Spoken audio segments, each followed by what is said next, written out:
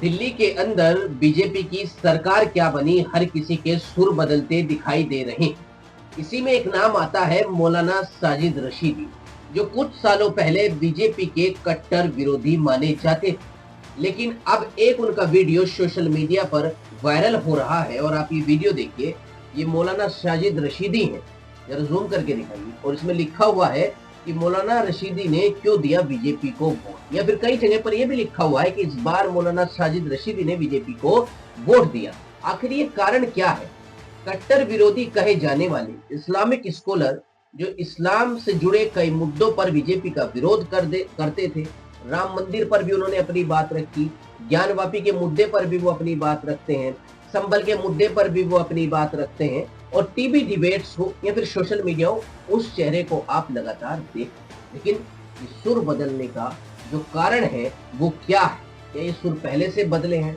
क्या बीजेपी को वोट दिया गया है, या फिर बीजेपी का शपथ ग्रहण समारोह दिल्ली में हुआ, उसके बाद खुद के बचाव के लिए बातें कही जा रही हैं? तो आज इसी पर बातचीत करने के लिए आप देखिए हमारे साथ मौजूद है मौलाना साजिद रशीदी जी, और इनसे हम फेस टू फेस बात करेंगे कि आखिर ये कारण क्या है, और मुस्लिम समाज को अब बीजेपी से जोड़ने का एक नया ये जो चला है अभियान, ये किस तरीके से इसको देखते हैं। मौलाना साजिद रशीदी, जो मैंने कहा ये सब, तो कैसे देखते हैं आप इसको? और आपने बीजेपी को वोट दिया है या नहीं दिया है, लोगों के मन में सवाल है। कुछ लोग ये भी कह रहे हैं कि झूठ बोल रहे हैं, कुछ लोग कह रहे हैं कि डरे हुए हैं। क्या देखते हैं? नहीं, देखिए, एक तो आपने जो सवाल किया है, पहले इंट्रो में कहा है कि बीजेपी की सरकार बनी तो सुर बदल गए। ऐसा नहीं है। मैंने वोटिंग वाले दिन ही वोट देकर ऐलान कर दिया था कि मैंने बीजेपी को वोट दे दिया है और दिल्ली में बीजेपी सरकार बनने जा रही है। मेरे वोट से परिवर्तन आया, मेरे वोट से सरकार बनी, मेरे वोट ने कमाल कर दिया। आप ये नहीं कह सकते कि सरकार बनी तो मेरे सुर बदल गए। मेरा वोट गया तो सरकार बदल गई, ये कह सकते हैं हम। दूसरी बात, आपने एक सवाल किया कि ऐसा क्यों। मैंने पहले भी इस बात को वजाहत की है। देखिए, मेरा जो समाज है, मुस्लिम समाज, वो एक डर और भय की जिंदगी जी रहा है, और दो तरफा लोग उसको कहीं ना कहीं डराने का काम कर रहे हैं। कुछ लोग बीजेपी से डराते हैं और बीजेपी के कुछ लोग इधर उधर के नारे लगाकर डराते हैं। तो मैं बहुत पहले से इस पर मंथन करता था, विचार करता था कि ऐसा क्या किया जाए कि जो नफरत की राजनीति चल रही है, ये जो दूरियां चल रही हैं हिंदू मुसलमान की, उसको कैसे पाटा जाए, या उसके बीच में पुल का काम कैसे किया जाए। तो मेरे दिमाग ने यही कहा कि उसका एक ही रास्ता है कि हमें बीजेपी को गले लगाना पड़ेगा, बीजेपी के साथ हमें आना पड़ेगा। जब तक हम बीजेपी के करीब नहीं आएंगे, जब तक ये दूरियां, ये नफरतें खत्म नहीं होंगी। इसलिए मैंने शुरुआत की है, पहल की है, अपने समाज को उस डर और भय से निकालने के लिए कि देखो, हमारे लिए सब बराबर है। कांग्रेस मुसलमान की पार्टी नहीं है, समाजवादी मुसलमान की पार्टी नहीं है, बसपा मुसलमान की पार्टी नहीं है, अन्य जितनी पार्टियां हैं वो तमाम की तमाम हिंदुओं की हैं। तो फिर हम एक पार्टी से डरें और एक पार्टी को गले लगाएं? ये तो हमारी नासमझी है, और उस नासमझी का फायदा दूसरे लोग उठा रहे हैं। दूसरी बात, जिन लोगों को हम भर भर के वोट कर रहे हैं, वो हमारे साथ कैसा सौतेला सलूक कर रहे हैं, ये जरा समझने की बात है। हमने कांग्रेस को वोट दिया, 60-65 साल सत्ता में रही कांग्रेस। बीजेपी आने के बाद एक सौतेला सलूक उसने हमारे साथ शुरू कर दिया। मुस्लिम इलाकों में वो वोट मांगने नहीं जाते, मुस्लिम नेताओं के साथ मंच साझा नहीं करते, मुसलमानों को अपनी महफिलों में नहीं बिठाते। मंच पे बात। यही काम समाजवादी ने किया। अखिलेश यादव कहीं नहीं जाते वोट मांगने मुसलमान इलाकों में, ना वो मुस्लिम नेताओं को मंच साझा करते। और यही काम दिल्ली में केजरीवाल ने कर दिया इस इलेक्शन में। केजरीवाल भी मुस्लिम इलाके में कहीं किसी मुसलमान से वोट मांगने नहीं गए, ना किसी मुस्लिम नेता को अपने मंच पे बिठाया। सवाल ये है कि हम जिनको भर भर के वोट कर रहे हैं, उन्होंने हमें अछूत कर दिया। तो हम ऐसे लोगों को वोट क्यों करें? जिन्होंने हमें अछूत बना के डाल दिया। आप हमें बीजेपी से डरा रहे हो कि साहब बीजेपी आ जाएगी तो आपका वोट राइट छिन जाएगा। आपने तो हमें पहले ही वोट राइट से बेदखल कर दिया। जैसे बीजेपी हमसे वोट नहीं लेना चाहती, ऐसे ही आपने हमसे वोट मांगते। आप हमारे महलों में नहीं आते, तो फिर बीजेपी में आप में फर्क क्या है? इसलिए मैं अपने समाज को एक मैसेज और संदेश देना चाहता हूं कि अब ये डर और भय खत्म कर दो। हमारे लिए बीजेपी भी ऐसी ही पार्टी है जैसे कांग्रेस पार्टी। किसी पार्टी ने संवैधानिक अधिकार से ज्यादा मुसलमान को आज तक कुछ नहीं दिया, और न कोई पार्टी हिंदुस्तान में संविधान के रहते हुए मुसलमानों का अधिकार छीन सकती है। ऐसा भी नहीं है। बीजेपी की जितनी भी योजनाएं हैं, ऐसा तो है नहीं कि हिंदू के लिए मुसलमान के लिए नहीं है। वो हिंदू को भी मिल रही है, मुसलमान को भी मिल रही है। तो ये कह देना कि साहब बीजेपी ऐसा कर देगी, बीजेपी वैसा कर देगी, ये सब तुष्टीकरण की राजनीति है। इस राजनीति को हमें समझना पड़ेगा। आपने कहा कि अन्य पार्टियों में और बीजेपी में फर्क क्या रहा, अगर वो भी ऐसा ही करते हैं, मुस्लिमों के इलाके में ना जाए, मंच साझा ना करें। ये फर्क खुद कई पार्टियों के राष्ट्रीय प्रवक्ता खुद बोलते हैं कि फर्क ये है कि बीजेपी टिकट नहीं देती है मुस्लिम समाज को, ना विधायक का टिकट देती है, ना एमएलए का टिकट देती है, ना मंत्री बनाती है, और हम टिकट देते हैं। ये फर्क वो बताते हैं। देखिए, ये फर्क कोई फर्क नहीं होता। आप मुझे बताइए, कांग्रेस के 2-3 बड़े नाम गिनवाता हूं मैं आपको। अहमद पटेल, गुलाम नबी आजाद, सलमान खुर्शीद, ये 3 बड़े चेहरे थे कांग्रेस में 2014 से। इन्होंने मुसलमानों को क्या दे दिया? मुसलमानों के लिए क्या कर दिया? मायावती के साथ कुछ बड़े चेहरे रहे, वो मुसलमानों के लिए क्या कर पाए? समाजवादी के साथ कुछ मुस्लिम चेहरे हैं, वो मुसलमानों के लिए क्या कर पा रहे हैं? सवाल ये है कि पार्टी में रहना, पार्टी में रखना, पार्टी अगर उनको टिकट दे रही है और वो एमपी भी बन रहे हैं और वो जो है कहीं ना कहीं असेंबली में भी पहुंच रहे हैं, तो उससे मुसलमान का क्या फायदा है? वो तो उनका व्यक्तिगत फायदा हुआ। एक आदमी एमपी बन गया, एक आदमी विधायक बन गया। कांग्रेस में एक एमपी हुआ करते थे, मौलाना असरारुल हक कासमी।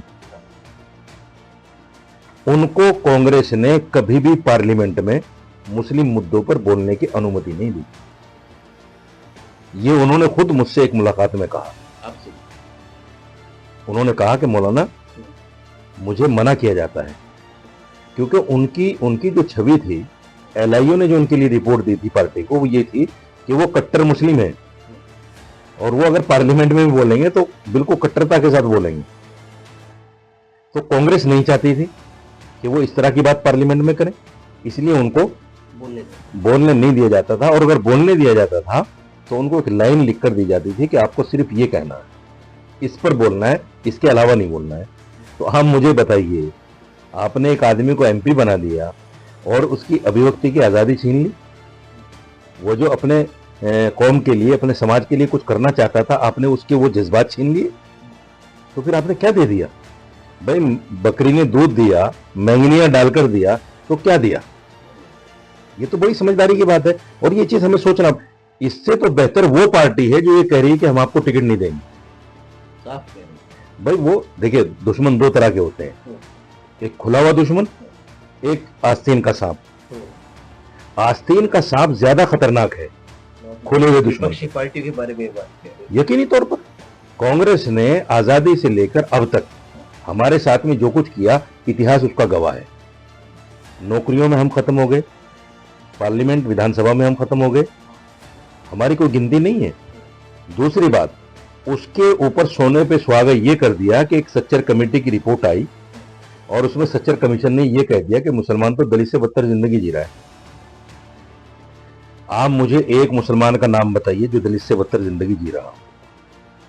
कोई मुसलमान नहीं।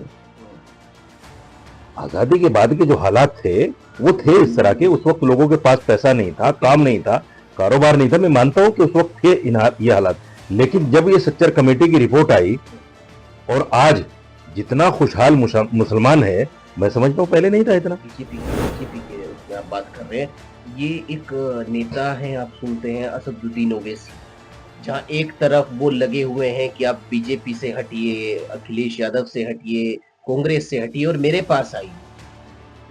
वहाँ दूसरी तरफ आप मुस्लिम समाज को ये कह रहे हैं कि बीजेपी की तरफ जाइए, क्या नुकसान नहीं होगा एक ऐसे नेता का जो खुद को एक इस्लामिक नेता मानते हैं, मुसलमानों का ठेकेदार खुद को मानते हैं, मुस्लिम समाज के कई मुद्दों पर संसद में बोलते हैं, बाहर बोलते हैं, तो क्या मुस्लिम समाज में आपस में फूट पड़ती दिखाई दे रही है बीजेपी देखिए के बढ़ते प्रभाव कि से? असदुद्दीन अवैसी मुस्लिमों का नेता नहीं है, इस बात को आप समझ लीजिए। मुसलमानों का नेता नहीं है असदुद्दीन अवैसी। अगर मुसलमान उसको अपना नेता मानते, उसके पहले एक पार्टी हुआ करती थी मुस्लिम लीग, हाँ, जो आज खत्म हो गई। अच्छा, मुसलमान ने उसको नहीं अपनाया, हिंदुस्तान में। हिंदुस्तान के मुसलमान ने नहीं अपनाया उसको, बल्कि मौलाना अबुल कलाम आज़ाद और उस वक्त के जो हमारे बड़े आलिम थे, बड़े अकाबिर थे, उन्होंने मना किया मुसलमानों को उसको वोट देने के लिए।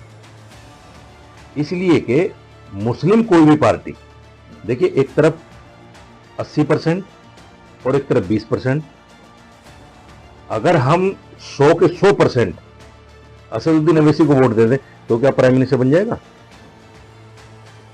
एक तो प्राइम मिनिस्टर नहीं बनेगा, दूसरे ये मुल्क दो जगह खड़ा हो जाएगा।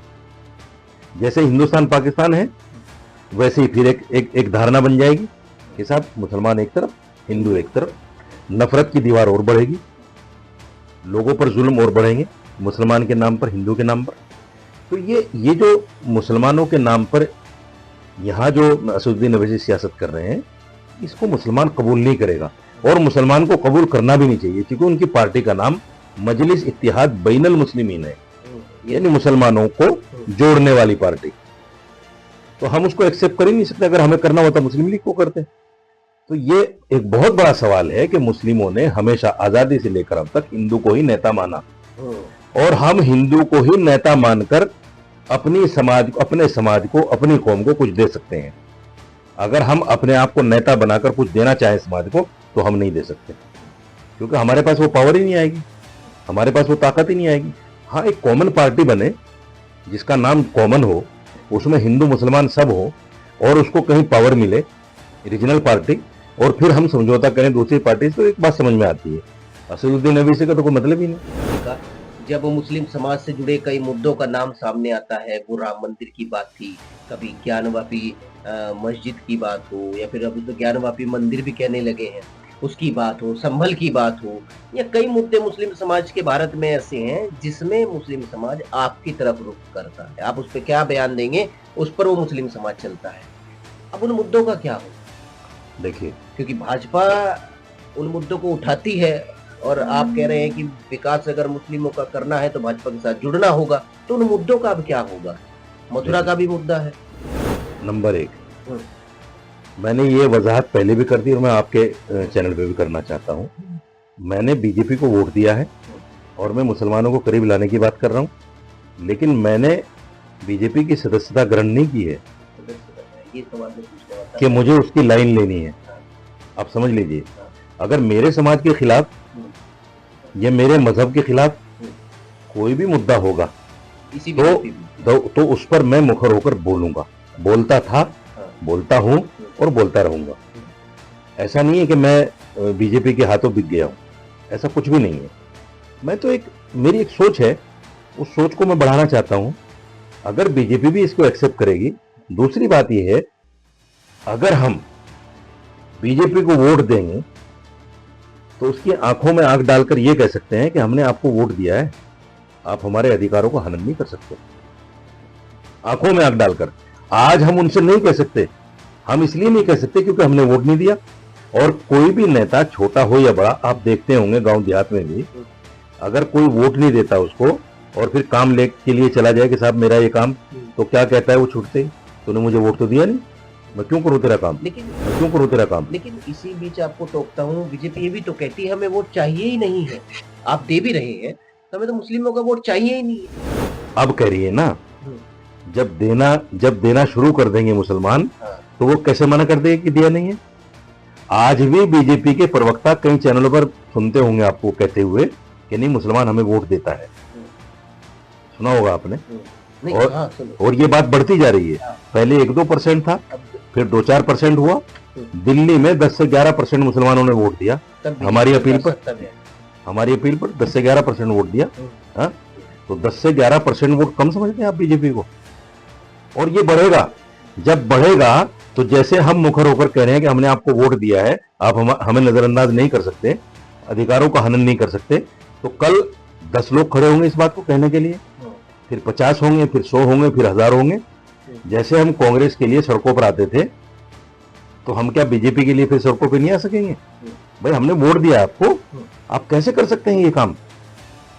लेकिन ये जब हो सकता है जब हम उसको वोट दें। मानिए आप दिल्ली में हैं, यूपी में नहीं है, नहीं तो लोग ये भी कहना शुरू कर देते योगी बाबा का डर बोल रहा। नहीं देखिए, बात डर की है ही नहीं। मैं को क्रिमिनल आदमी तो हूं नहीं कि मैं कहीं से डाकाजनी करता बुलडोजर हूँ, का डर बोल रहा है, चोरी ऐसी करता हूँ। बातें। नहीं, बुलडोजर मेरे ऊपर क्या चलेगा? मेरा कोई बहुत बड़ा महल नहीं है, छोटा सा मकान है गांव में, मुझे उसका भी डर नहीं है। बच्चे जवान हो गए, कमाने खाने लग गए, अब अगर मकान टूट भी गया वो अपना खुद बनाएंगे, मुझे क्या फिक्र है उसका? मुझे कोई फिक्र नहीं उस चीज का। ये तो लोगों की बातें हैं और लोग बातें बनाते ही हैं, बनाते ही रहेंगे। पहले जब हम बीजेपी के खिलाफ थे तो हिंदू गालियां देता था, अब बीजेपी के फेवर में आना शुरू हुई तो मुसलमानों ने गालियां देनी शुरू कर दी। और मुसलमान उस वक्त भी गालियां देते थे, कहते थे तुम तो बीजेपी के लिए काम कर रहे हो, उस वक्त भी यही कहते थे। और आज भी मैं फेसबुक उठा के देख लो आप मेरा, आज भी कुछ लोग ये कहते हैं अरे हमें तो पहले ही पता था ये बीजेपी का आदमी। तो जो लोग कहने वाले हैं उनके डर से आदमी को चलना नहीं छोड़ना चाहिए।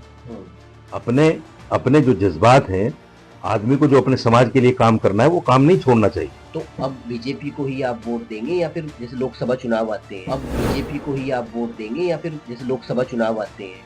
अभी तो ये विधानसभा चुनाव थे दिल्ली के, हालांकि आप रहने वाले यूपी के हैं, तो लोकसभा चुनाव आएंगे, उसमें आप क्या सोचेंगे? या फिर 5 साल बाद जो चुनाव आएगा उसमें आप क्या सोचेंगे? या काम देख करके मुसलमानों के लिए क्या काम किया गया उसको देख करके वोट? देखिए, जब 24 में हुआ, 29 में जाके होगा, और ये अब हुआ 25 में, ये 30 में होगा जाके।